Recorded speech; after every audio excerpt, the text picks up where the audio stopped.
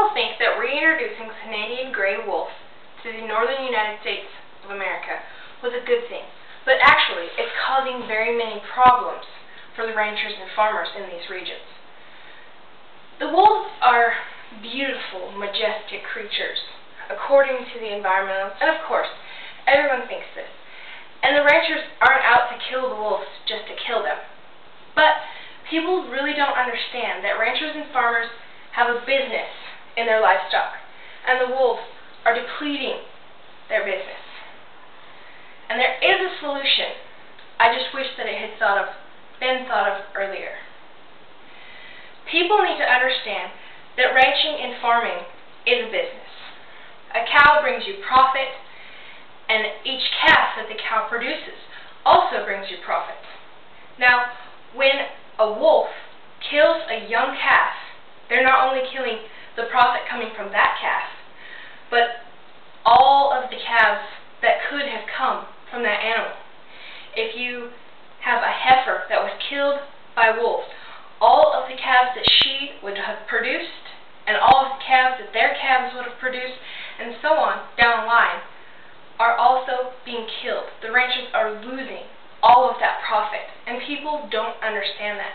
They say, what's a few cows? It's not a few cows. What if it's 100 cows? Or 200 cows? Pretty soon it's going to be 1,000 cows. And the price of 1,000 cows is outrageous. When you think one cow is worth $1,400, times that by 1,000, that's a lot of money that these wolves are causing these ranchers, and it didn't have to happen that way. Now, the solution, I believe, would be to get rid of the wolves. And basically the only way that that's possible now is to kill them. They've learned how to hunt our livestock. They're not scared of people anymore. They've caused so many problems that people just don't know what to do. If the environmentalists that wanted to reintroduce the wolves had reintroduced them in Russia or northern Alaska, where there's not very many people, not very much livestock, and there's a lot of wild game, it would have been a good idea. I don't know what was in their heads when they put in the idea to bring wolves to a place where there is a sufficient amount of wild animals, but when you get 10 or 12 packs of 6 to 10 wolves in a small area, there's not going to be enough feed left for them.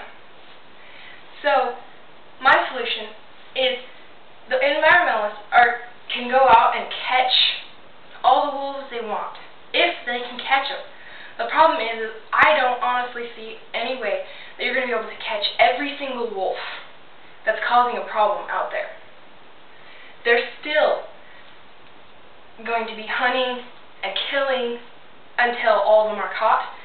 So you are going to have to kill the wolves to get rid of them, to completely deplete them.